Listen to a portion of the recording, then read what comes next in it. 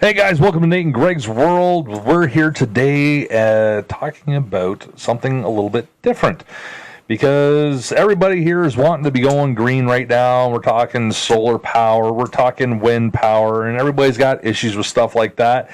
So today we're going to be talking about nuclear power with our friend Ray. Ray's going to be going and talking to us about that, telling us a little bit about what he does. So don't forget to hit that subscribe and bell icon down below. Make sure you check us out on all of our other platforms.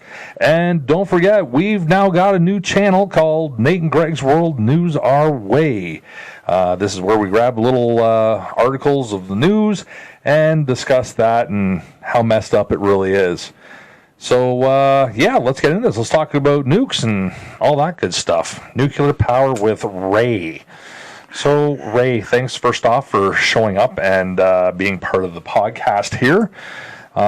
So, what the hell is it that you do? We know you work with nukes, and that's about it.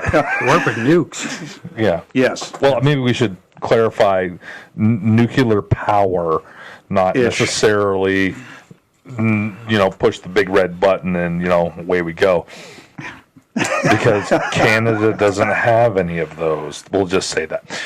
It's a lie, but... we see nothing. It's easier. Yeah, exactly. So what is it you do, Ray? Well, right now, first of all, thanks for having me. Yeah. What I do is nuclear safety. So it's on a construction mode that actually does service and maintain inside of the station. There's two areas that you work with. Yeah. One is outside, one is inside the station. So once you get in, you're right with the reactors. Okay, Do you glow at night?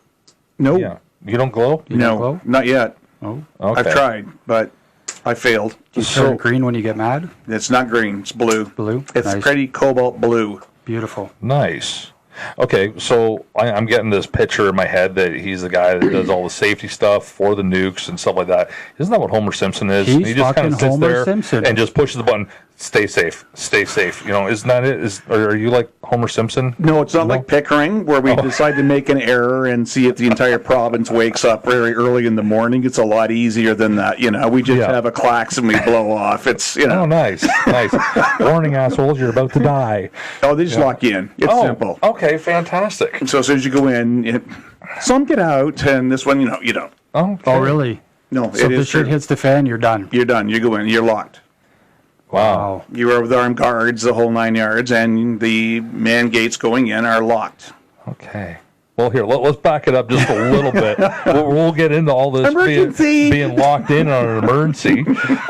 Okay, so you're the safety officer for Bruce Nuke or something like that? No, actually, it's a construction company outside of them. So, most contractors, we go in and contract. Over my history, I've worked direct for Bruce Power, and then I've worked for contractors supporting it. Some of them went as far as we're working on the liquid control zones, which is the safety mechanisms for the actual reactors. So they actually take you through the training and go through it. So apparently you're a smart guy or something. Thank y'all. It's really nice to be here today.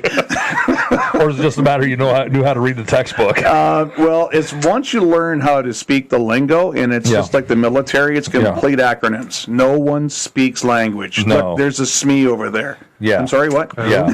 Is that after? After the explosion? No. The SMEs? No, the SME's gone. Before? Yeah, the SME smokes up no more first, then they're SMEs. done. It's just like, boof, he was there. Oh, Okay. Jesus. So so you contract? Yes. Okay. So what they do is they'll hire the companies that I've worked for in the past. We go in, and there'll be a specified work parameter we're giving. So we go in, it could be the maintenance, or if you're doing refurbishment like you've got going on right now, Darlington's really busy, just setting up their units. We do that kind of work. We've lifted turbines out of there and put them back in. Okay. We went to the whole aspect. So you're refurbing all of Ontario's fleet right now. Right. So the next 20 years, where I am right now is up at the Bruce. Yeah. The next 20 years, they'll be doing all this changeovers and upgrades because they're at life end. So they're calling it the MCR project, Major Component Replacement. Okay. So they're Now, refurbing is that so we don't have like a Chernobyl type thing? Well, Chernobyl was designed by purpose. Oh, okay. People don't realize that when Chernobyl went up, it was because the Russians had made a different type reactor, was trying to prove theirs was safer than everybody else. Right. And tied out all the safeguards. Oh, okay. Then they had a holy shit moment and went, guess what? We can't stop this. Yeah. And the next thing you know, you've got a complete plume going everywhere. Interesting. And then it's Okay. like, So oh shit. that's people's biggest fears, Yeah. Yes. right? Like a nuclear reactor Yes. meltdown, fucking end of the world Fukushima. type stuff. Yeah. Yeah. So Yeah. what is the difference with what Canada does now, and what is the difference between us and Chernobyl at the time, and how far along has it come? Well, what you'll see is nuclear power has a thing called OPEX or OPEX, whatever you want to call it. Okay. It's called operating experience. From 3 Mile Island till today, Yeah. they have logged every boo-boo that ever takes place inside of these plants. You Right. can research those, and that's part of the protocol you must research when you go through.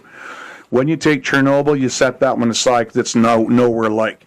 Fukushima, that was one of the ones where they had best planning practices in place, but would never thought in a million years you'd see a tsunami and this devastation of an earthquake that they had. Right. Yeah. When it broke the break wall, when it come over, it was over by 3 feet is all the water went over it. That's how much good planning had been put into it, but unfortunately when it failed, it was catastrophic. Yeah.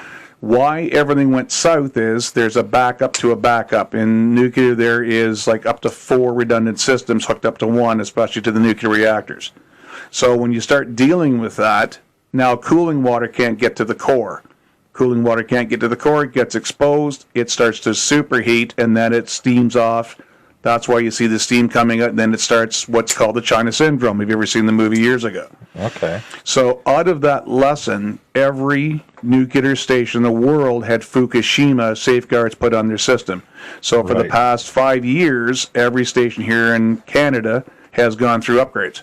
They've had to meet the standards, which is raising the oil up for the diesel fuel for the actual standby generators. Standby generators are 747 engines. That's how much power they'll put out. Well, shit. So That's a little bit different than, my little generator that I might have to, start up my lights and stuff like that when I go camping. A little bit. basically, it's just a little bit of power. But what you'll find is one nuclear generator Yeah. pushes out as much power as 25 747s at full max throttle. Wow. So that's the kind of power you're talking about when you get into us actually producing energy for the province. So how many of those plants would it take to do the whole province? Well, right now, nuclear is at about 51% is what they're bringing in. So what you've got is there's 8 units at Bruce Power. Yeah. So those 8 basically take in the entire area as much as you can. You've got 4 at Darlington now going through refurb. You've got 2 left running at Pickering, and then the target was 2024 for them to be shut down. So they're going into shutdown mode very quickly. They're Right. mothballing it. Okay. Like they're getting rid of it. They're just mothballing it, not getting rid of it. They're putting it into a status where it stops producing and goes into safe state. Same as with Bruce Power. If you don't remember back in the 70s, Bruce Power was told it was shutting down, so it did. And then they brought it through the new consortium of Bruce Power as an independent producer. So you've got regulatory, which is OPG, Ontario Power Generation. Yeah. That's the government. Now you got Bruce Power. Bruce Power is not OPG. They are two separate. They are the only independent electricity operator in the province. Wow. So sorry, they're doing 51% Yes. of our power right Yes, now. right now. And they're shutting it down. In Pickering, they're closing it because of the overruns and its age is what they're doing. They're refurbing Darlington to pick up what Pickering would have had. Oh, okay. So one at a time they're shutting down to refurb and rebuild. And And all that. Pickering itself will go to mothballs. Okay. For how long? As far as they see, forever. It's not feasible by the looks of what they're saying. There was a movement a while ago to try and build a new set of reactors at Darlington, up at Curtis, Ontario, Bowmanville, probably the best area.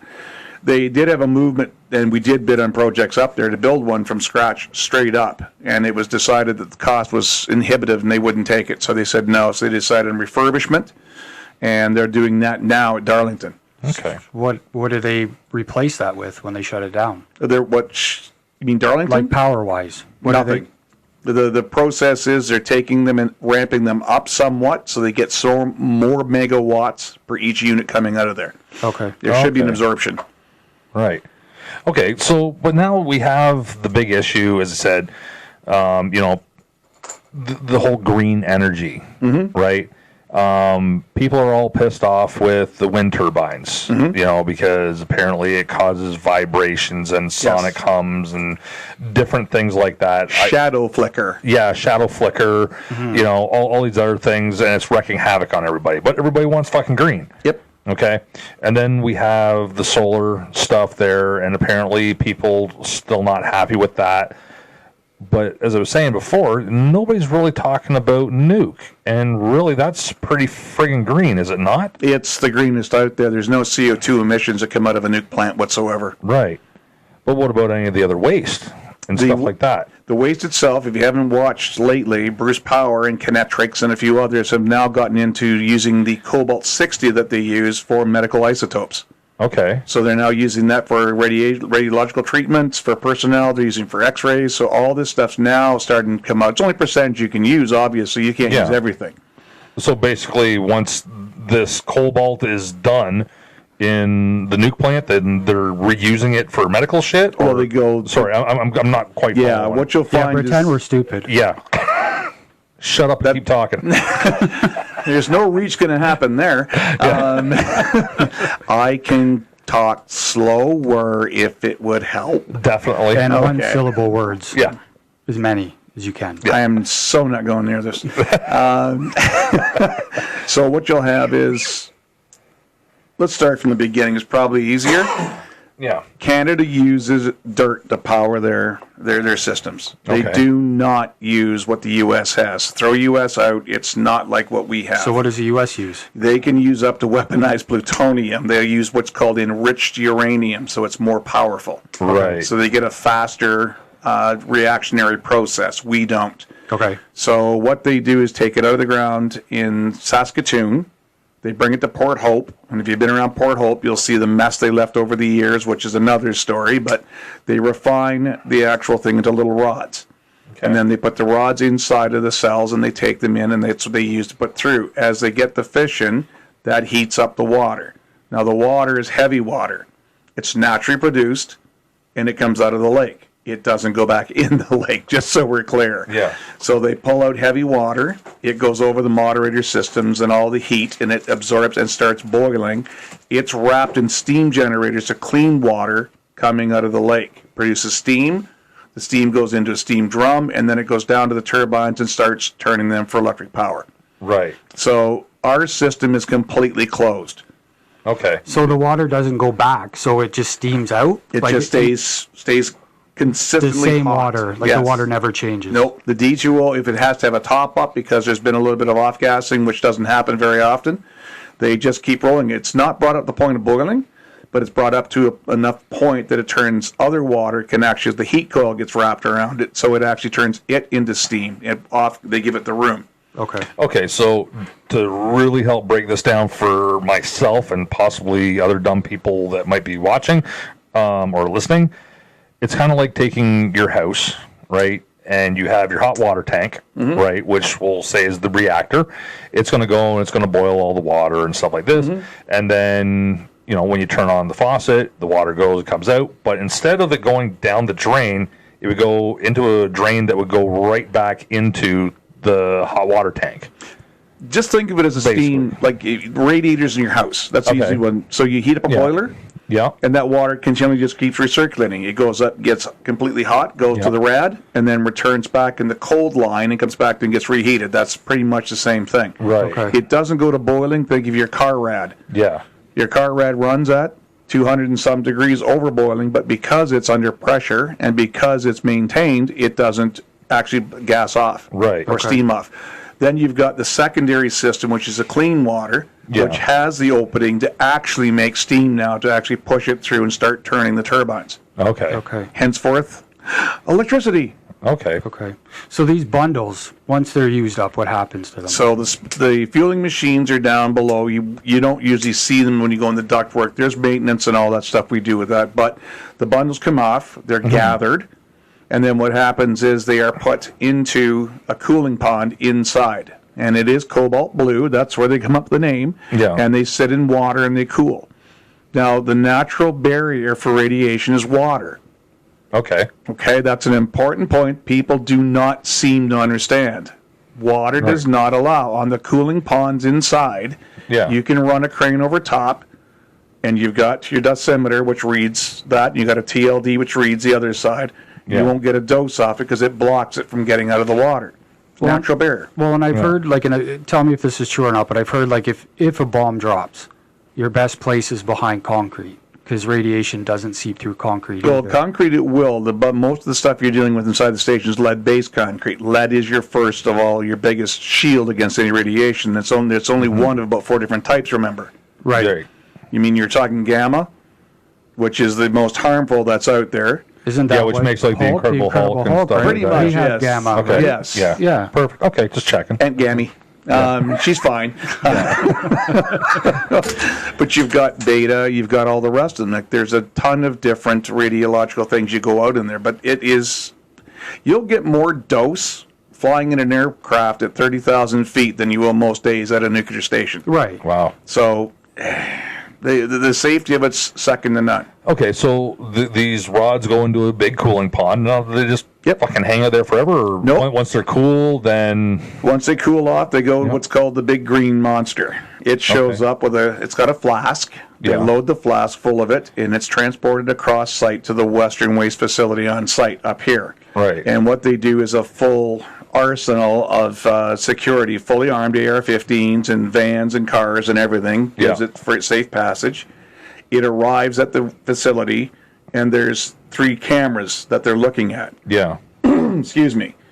And those cameras, one of them is blue, and it is the International Association with Nuclears watching what's coming in.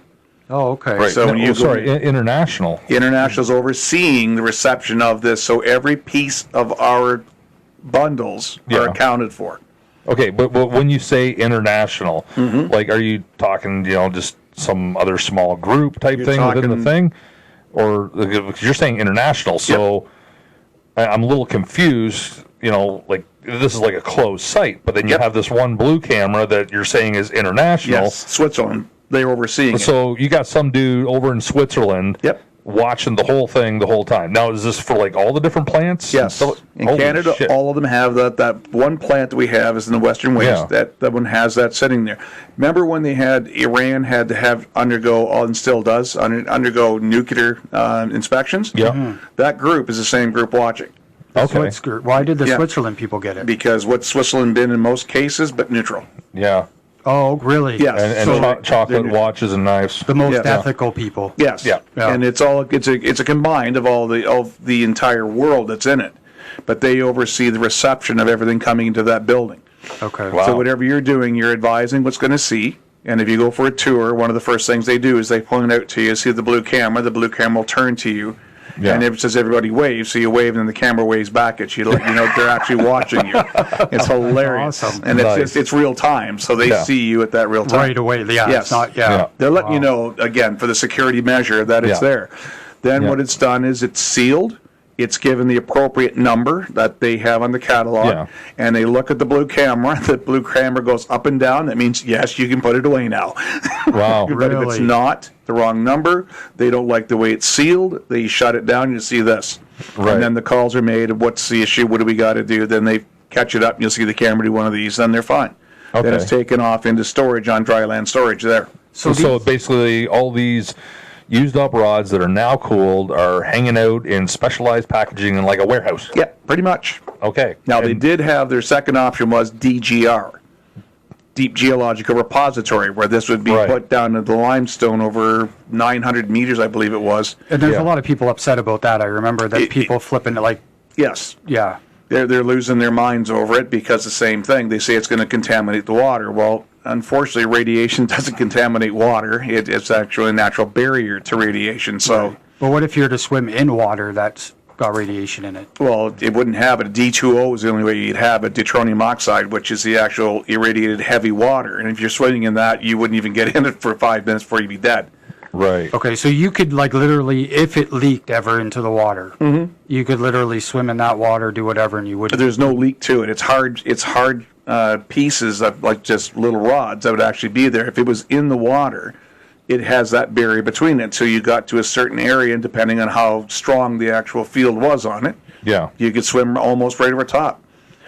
when Bruce Power did their Unit 1 and 2 restart, they took their steam generators out. I was on that crew and watching that. Now, these are 110 tons. There are 16. There's 8 per unit that come out of there. We picked them up. We brought them out of a hole in the roof. We put them on transporters, and we brought them across. And we waited, and they got painted with numbers, and were supposed to be shipped out of the country back to Sweden. And the reason was, over in Europe, they actually allow you to use regenerated materials from nuclear.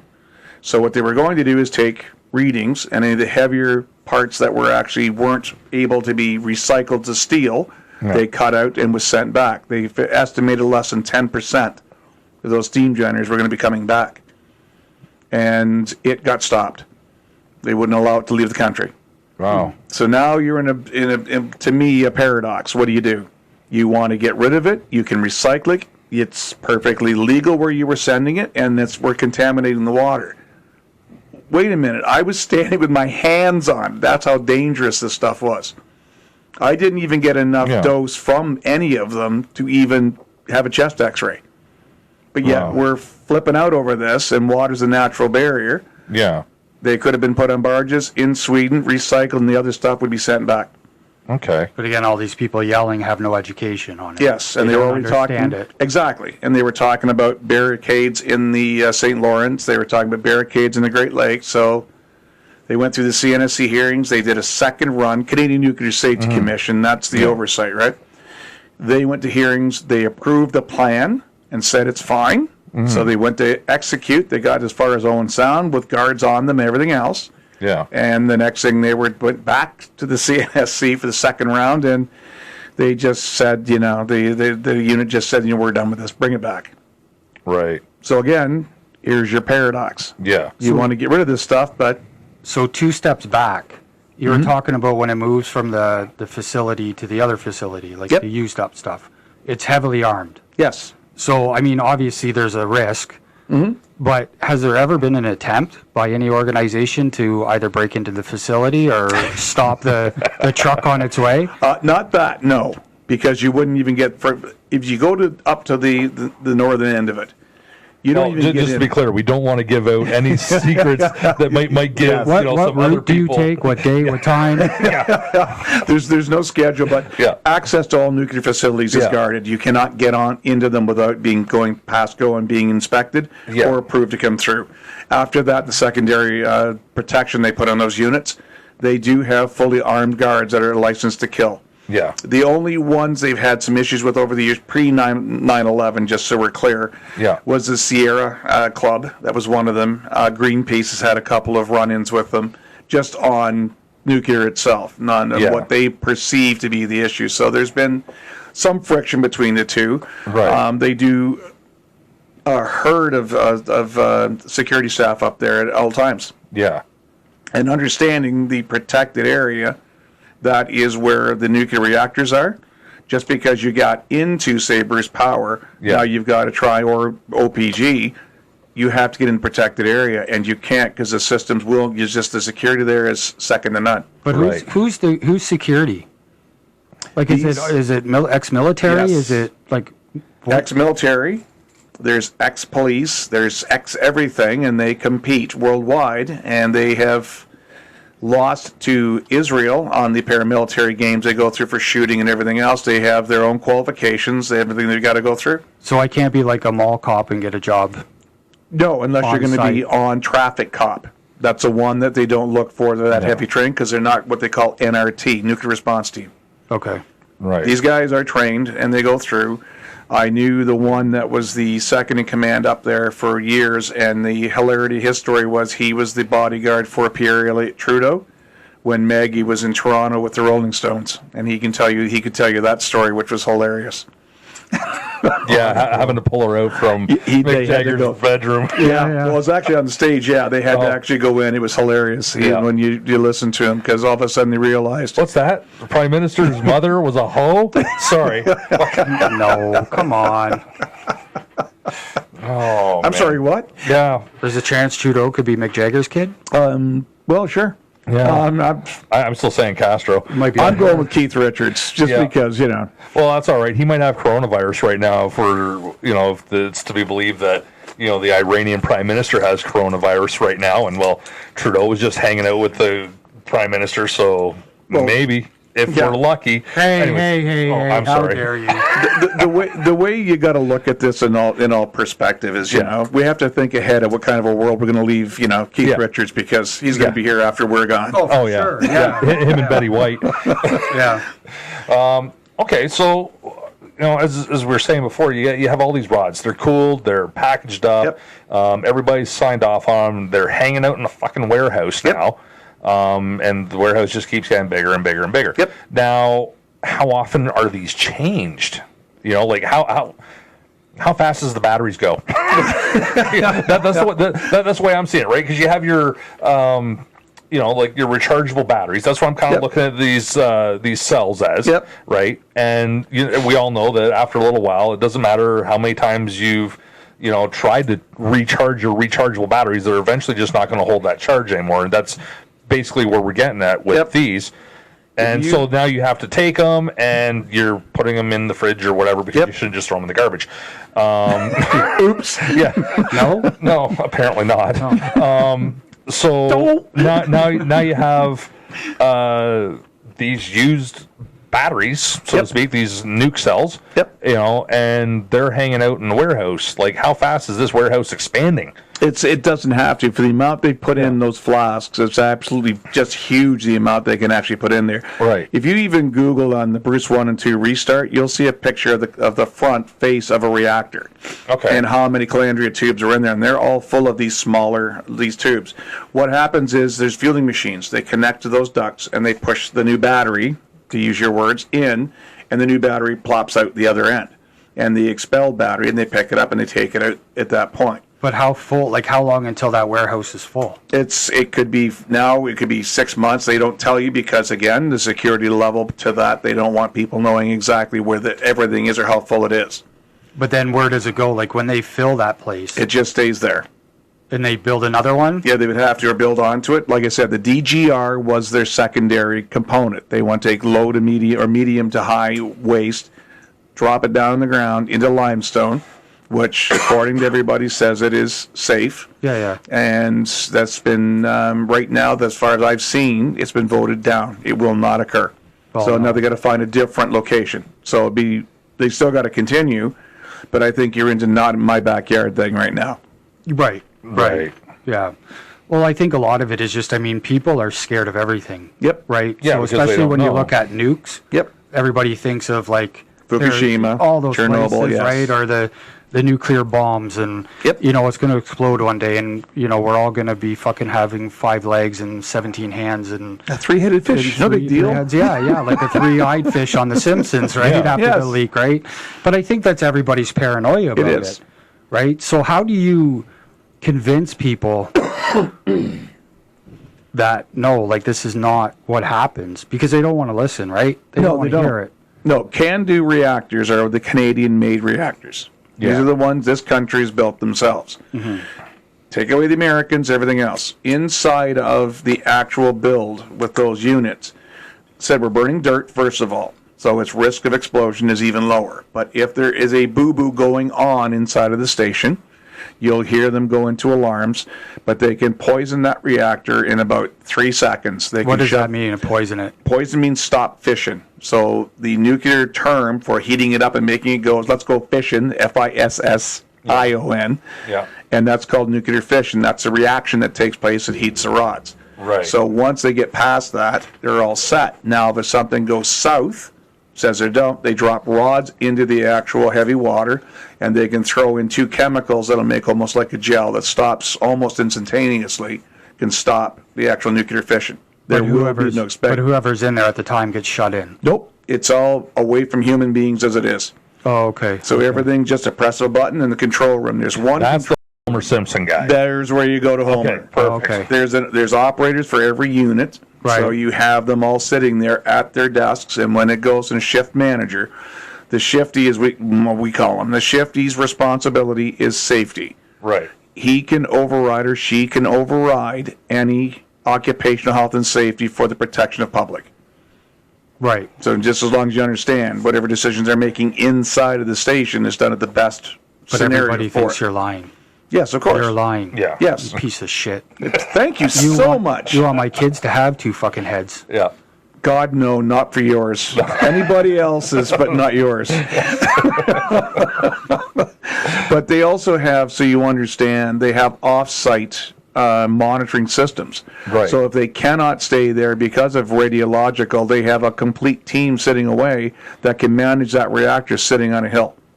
Nice. So that if something were to happen, say, God forbid, a terrorist attack, an RPG hit the control room, Yeah. they can transfer to the new location where it's hidden.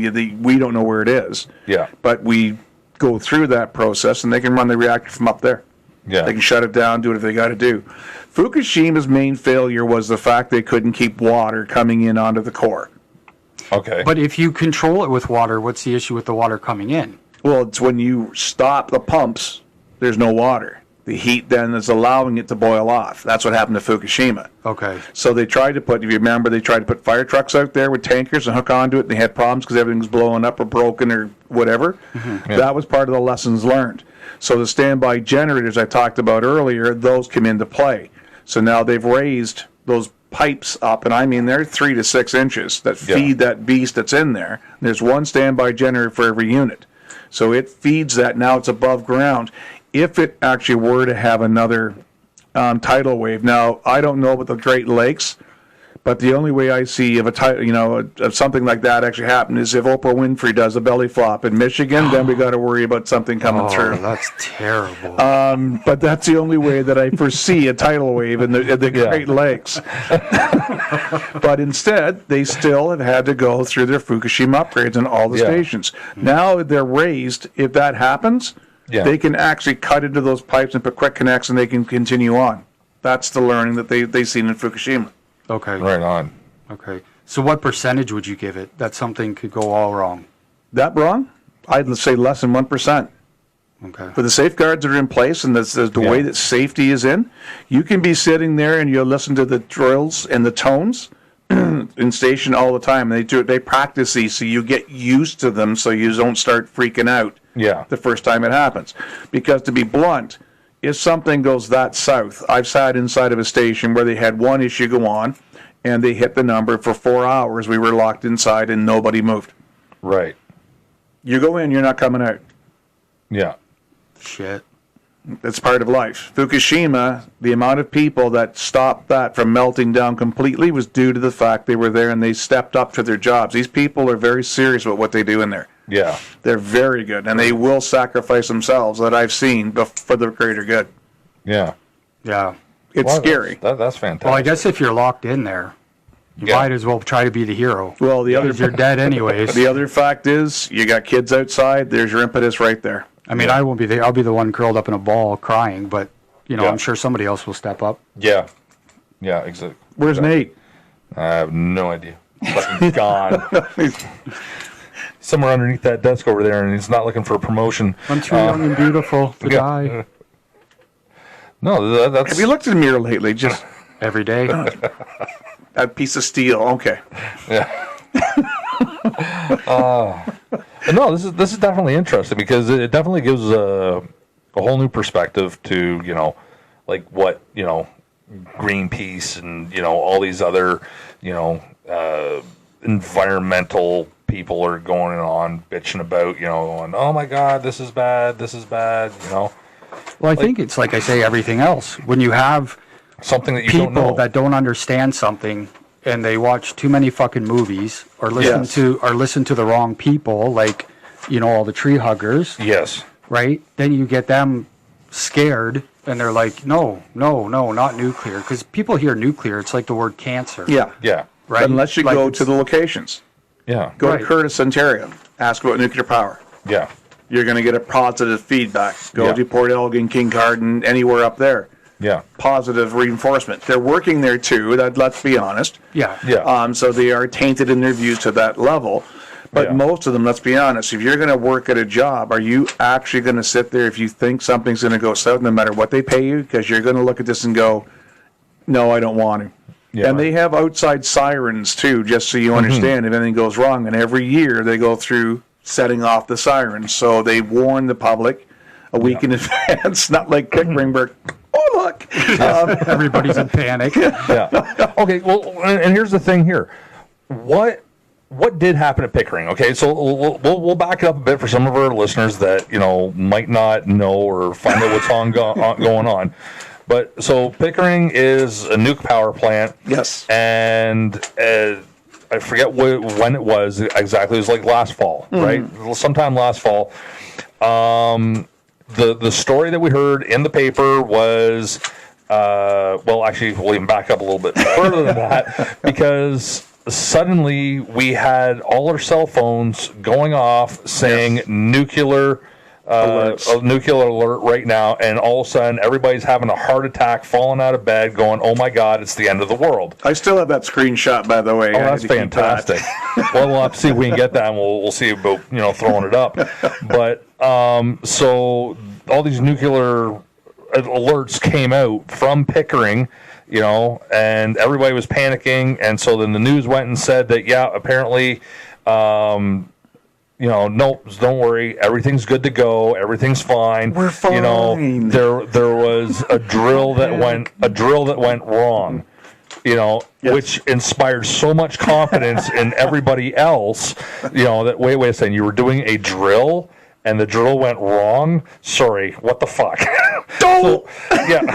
So please explain, because I know you have a little bit more insight as to what actually happened. So let's break this down real simple for everybody so that nobody's having a heart attack over nuclear alerts. Okay, so stations drill all the time. Yes.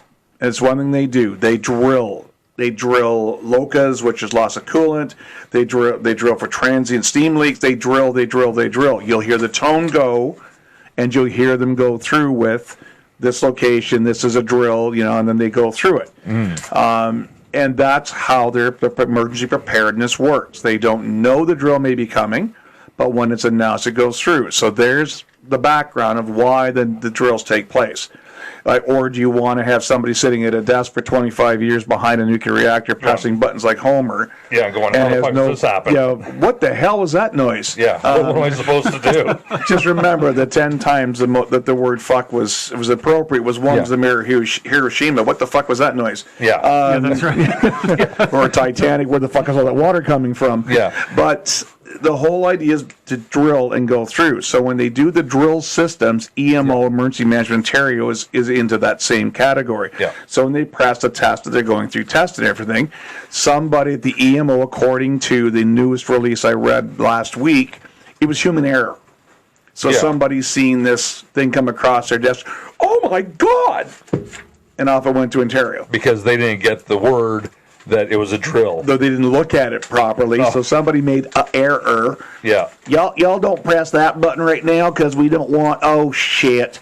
Yeah. And that's pretty much where you are. So it was an error. Now the question I have, are you happier knowing this actually works?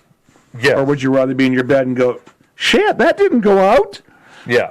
No, and I mean, human error happens. It is. Like, remember what happened in Hawaii? Yes. Last year, the year before, where they were getting missiles, the missile attack, and basically were given, 20 minutes to live? Not even that. Then it was less than 7. Yeah, and that was the same thing, human error. Goodbye. Somebody pushed the wrong fucking button at work, right? Now, that person quit or got fired or probably was asked to find a new profession. Well, as I've said, usually what they do there is they revoke their offer of employment. Technically speaking, that's what we do. But the same thing in Pickering. There has been, from what I've heard, there's been disciplinary actions taken out, and I understand a couple of them just maybe looking for different venues inside of the system now than where they were. So, oh, really? Yeah, there is payback for what occurs. I mean, I guess there's some jobs you just can't make that error. You can't make that error. No, you can't. You do, and this is what happens, and look what happens, because like you said, the first perception of nuclear power is, oh my God, we're all going to die. Yeah. Yes. And honestly, I think where that stems from, like my own personal thought, is when you first heard about nuclear it was all about nuclear bombs. Yeah. Nuclear bombs, we're going to blow shit up. And then somebody said, well, wait a second, we can actually take this, and instead of blowing things up, we can power things. Well, and nobody's gotten over the fact that we use it to blow the fuck out of things. Well, blow your biggest the fuck out of things and all the shit that comes off of it that makes you really sick and gives you cancer and you die a Hiroshima, slow, Nagasaki. painful death, right? And then, the fucking, that Chernobyl thing fucking happened. Go back further. 79 is when 3 Mile Island, that's when it started. Right. When they had their potential near meltdown, they literally jumped on that with a movie called The China Syndrome. Okay. Because... I'm sorry, you're a whole lot older than us. It's okay, young'un. We'll talk real slow at this part. But the intent was behind China Syndrome was because it was felt that if a nuclear module melted down, it would go to China before it would stop. Right. And that's the power that it actually has. So that movie forever changed the way people see nuclear power for the first while and became tainted. It's an awful thing to go through, but nuclear defines 25 moments that actually has it. 3 Mile Island's in there. Yeah. I can pull up the reports now, even today, and read them what went wrong. I can read about Chernobyl. I can read about Fukushima. There's a lot of them. The States has a little different. They have a thing called INPO. And that INPO is the Institute of Nuclear Power Operations. So we have CNSC. And then we have... CNSC. Canadian Nuclear Safety Commission. Okay, perfect. They look after everything, including security. Yeah. They tell... Where do you get this stuff? I don't know. Shit just shows up all the time. So you have the CNSC. CNSC. Don't say it. Go to the bar tonight about 6 beers. I say, you have a massive vowel movement, you'll be fine. Yeah. The CNSC determines on licensing, its oversight on everything, including the physical fitness of the guards that are on site, what they carry, everything. Yeah. So then it's right down to the actual producers. So the Bruce Powers, the OPGs. The States is different. Right. The States has the nuclear power generators, and they're all independents, okay? It's not run by the government down there. So these are independent guys. It's all private. Yes. Get the fuck out of here. They're running shit on private there? Yes. Everything in nuclear's done that. But there has to be a level of whatever from the government put out. To oversee NRC. Shit. Right. So they are the those are the Switzerland people. No, NRC is the American oversight of CNSC, the same thing. Okay. They decide. But being in the American side, they had 3 Mile Island. Yeah. Now all of a sudden the NRC's involved. The independent producers thought this isn't a great idea to have the government now telling us what to do. We need to fix this. Yeah. So they made a thing called INPO, Institute of Nuclear Power Operations. So now you start with NRC. INPO is the board of all the independent nuclear operators and all of their expectations. Then there's the producers. Right. So INPO now dictates harder than the NRC. So if they come into your station, they audit you. Yeah. And then they will give you a mark. They've derated stations. So if you have 100% capacity, they've derated them 85% because they didn't like what they seen. Really? You're only allowed, you're only allowed to produce 15%, and that is not by choice. Yeah. That is by INPO designation. So the NRC, CNSC is not even involved yet. Wow. But so basically when they get involved, when the NRC gets involved, shit really gone wrong. Oh, it's going to be really ugly at that point. Yeah. If you have a scram or a trip of a reactor, that's always things that bring. Same as in Canada. If a reactor trips, in other words, it doesn't do something and they have to stop it in that then you've got to have CNSC, and they're on site. Yeah. It's not like they're down in Ottawa. They're sitting right on site with offices. Yeah. And they're available at all times, and they do walks right through the whole thing and go through little checky boxes. Oh, I'm sure there's every day, right, audited and looked over and looked over. They walk it every day, but your license, every person in that station, from the shift manager, the operators, all of them are licensed by CNSC. They take 10, 15 years of school. Wow. To learn how to press a Homer Simpson button, but that's what they do. Wow. These guys are extremely educated. Okay, so we're not getting a fucking job there. No. That's for damn sure. I can park cars. Yeah. Well, really? They got I've seen you drive. I wouldn't want to be that. Oh, I was going to say, we go up there and be valets for, Bruce Nuke. That'd be awesome. Go ahead. And then when you drive through security and somebody comes out with an AR-15, starts blasting, and goes, stop or I'll shoot. Yeah. As they're blasting. I want to go back to this driving thing. So we ride bikes together sometimes. Now, I remember a day when I went down lightly in the gravel. How did it end for you? I didn't take out anybody else because I self-sacrificed to ensure. So did I. No, you didn't. Yours went running by me screaming. No, She did, screaming, crying. I can't do this. I seem to remember somebody airborne. Really? You. I don't That's remember what that. I was told. You were behind me. Well, that's because you're old. Where you forget a always lot. are. No, I had two options. It was either run into the guy in front of me because of other things or go down gravel. So I chose gravel. See, safety first. Yeah. Even in that, I'm giving. Always a safety guy. Yeah. Always a safety guy. Yeah. Unbelievable.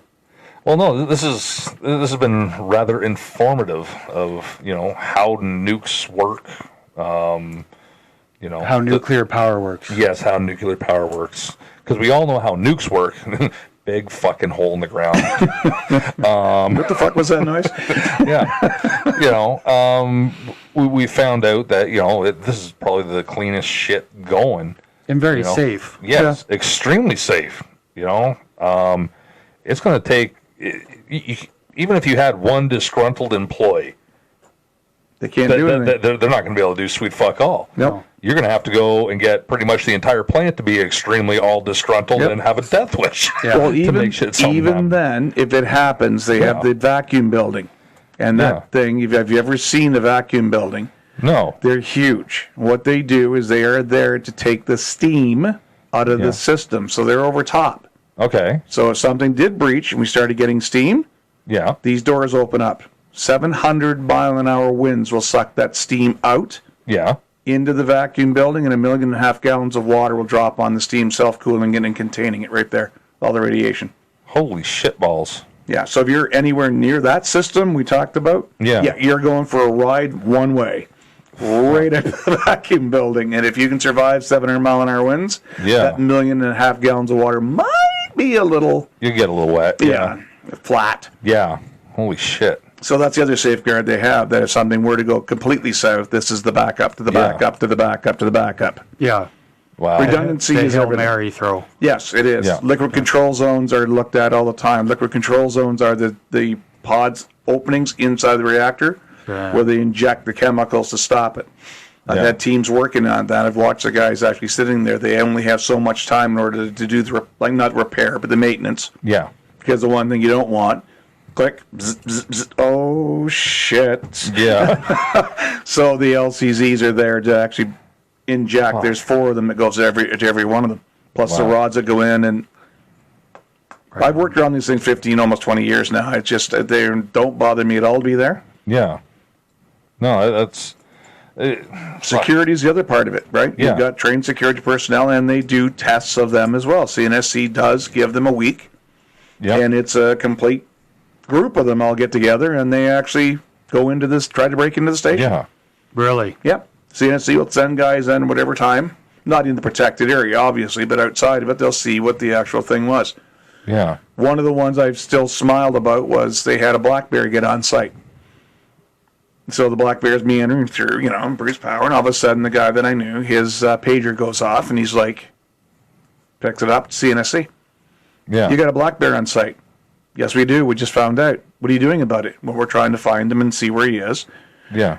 It wasn't the bear that was the problem. How'd he get in? Yeah. Yeah. That was the question from How the CNSC. easy was it for it to just get in there? Yes, and then the question was, what are you doing to prevent it? Yeah. You ever seen a black bear want to get in somewhere? It's pretty much getting in. Yeah. Yeah. Well, you shoot it. Yeah. I mean, what else can you do? Nope, they move it out. They will not shoot anything. You can't move anything. We did the generators on 1 and 2. Beach chickens, we don't call them shithawks. Beach chickens were all over the top of the roof. Have you ever been around these things when they're nesting?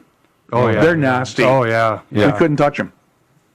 We were unable to touch them. We had to go get a bird wrangler.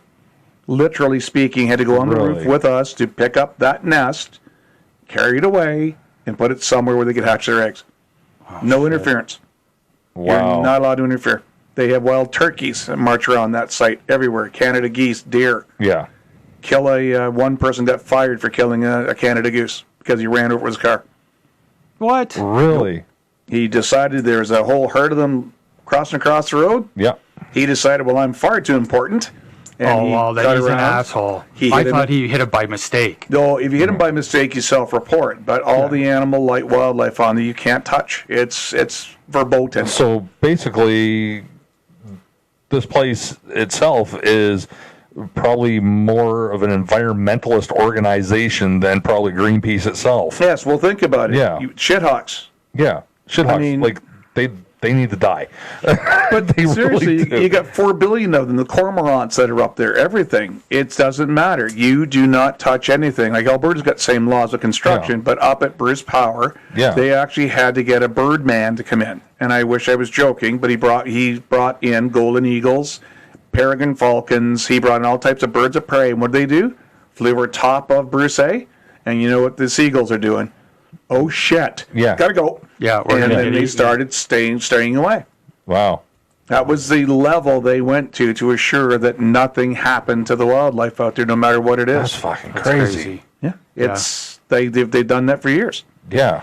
I mean, it's terrible. I personally, I'd have no problem going in there with a little pellet gun or 22 and just fucking taking them all out. That's what we're going to get rid of them and we're going to do our job. Nope. But wow. You don't touch anything up there. That's fucking crazy. Anything. So, I mean, like I said, you watch a guy come in, he's got the helmet, he's got the gear on because these things are shedding on him. Yeah. Trying to get to him. He's picking up the nest and relocating it down lower. Yeah. They have to watch and see where this thing goes. But that's the level they go to. Now, let's be honest. If you're looking at a construction project, you're trying to get something done, what would have been the easiest thing to do? Yeah. Punt them. Yep. Poison them, shoot them, whatever. Get rid of them. We were getting, actually, they were, at the start, they were actually attacking some of the guys in their ankles and legs as the bird would come over, you get too close, start biting. And to the credit of the guys that I was working with, they didn't, the one just did the, the soccer stance, and I looked at him, he went, shit. Yeah, you'd want to punt it. But you do, but in all fairness, he didn't do it. But that's the level they go to at Bruce Power, and all the other stations are the same, like even OPG. You don't. Wow. You do not make harm. The best I ever set was in an investigation, and I listened to, the chief nuclear officer. Yeah. So he sat in there and said, we have an impact of everything we do in this world, even when we don't see it. He says, now go to the down to the lake and take a bottle, say of Aquafina. Yeah. Because it's distilled water. And pour it into the water. What impact did that just have? Yeah. To you, nothing, right? But to that world of animals that you just pulled in, microscopic beings, they just died. You just impacted that whole area. Yeah. That's the training you're getting. Really? To look at that level. Wow. And they talk about risk. It's the biggest thing. Acceptable risk. Mm-hmm. Case in point, when you go to a stop sign, do you stop 3 seconds, look right, look left, look right again, then proceed? I don't. Most of us don't, because we're accepting the risk. Yeah. This was his point. He asked the question of a group, and about 4 people put their hand up. And he said, okay, if we accept a risk, to the people put their hand up, why did you do that? Well, they got T-boned. They've been in an accident. Oh, okay, so now they're over. Their level of risk goes up. And he says that's what you try to fight every day when you go to work. Right, right. This is a level they look at. That's crazy. Wow. Crazy good. Yeah. For sure, Here, I thought all nuclear people were assholes. Yeah. No, assholes are useful. Remember that. I keep trying to tell you that. Yeah. I know there's one there. Yeah. Really? My feelings almost hurt. Anyways, with the nuclear, aside from the nuclear thing, do you have more nuclear questions? No, I've really got nothing. I was going to ask, do you want to talk for a minute about your radio show? No, we're good. No? We're trying to revamp and repackage everything. Yeah. So you don't have it up and running yet? Yeah, it is. It's running up and running? Yep. Okay. It's all running. And just so our listeners know, this has absolutely nothing to do with nuclear power, Bruce Nuclear, or anything like this. This is Ray's side hustle. Side hustle, yeah. He's a DJ. Something like what we're doing, yeah. Yeah. But you guys do classics. Classic rock. Classic rock. Now, do you actually DJ on it? Like, Yes. do you do a talk show yourself? We can do talk. We can do anything we want. We actually No, have, I get that. But is it like mostly music, or do you do a lot of? Yeah, like, we have DJs. I do live DJing on Saturdays usually. Oh, okay. I'll go on from between 7 and 10 whenever Tim goes on what he calls the barbecue on Sundays from 12 to 4. Right. So we're looking for DJs to actually fill those roles as well. Oh, yeah? Yep. Nice. Okay. And that's satellite? No, it's actually internet. Oh, internet. Yep. Okay. Internet radio. MicroClassicRockRadio.com. Perfect. We'll get the And it's free. Nice.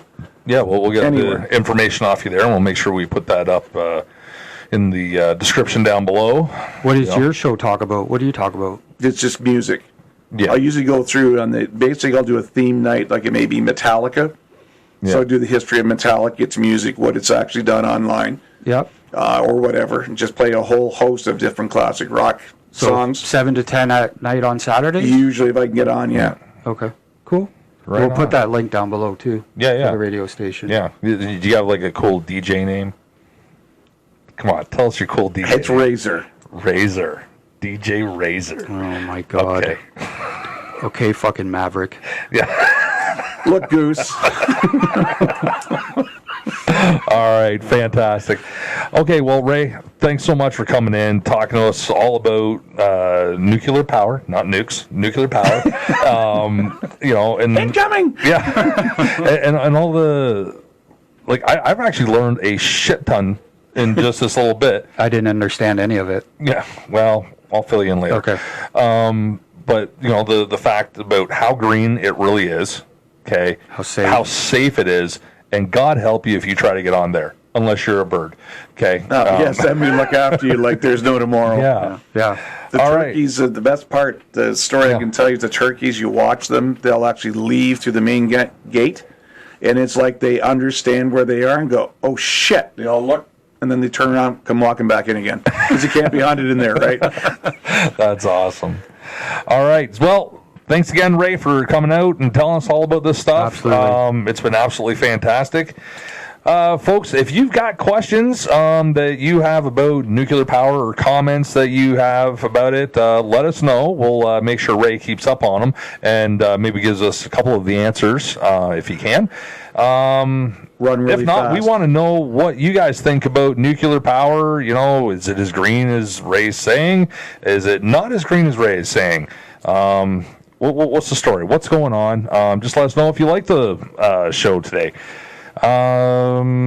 Yeah, don't forget to hit that subscribe bell icon down below. Check out our new channel and make sure you hit the subscribe and bell icon for that too, which is Nate and Greg's World News Our Way, where we look at different news articles and have a quick little discussion on it. It only takes about as long as it takes to have a good shit to actually watch those episodes as opposed to these podcasts. And make sure you check us out on all of our other platforms. Until then, have a good one and don't pull a homer. Later. Why are you so offended?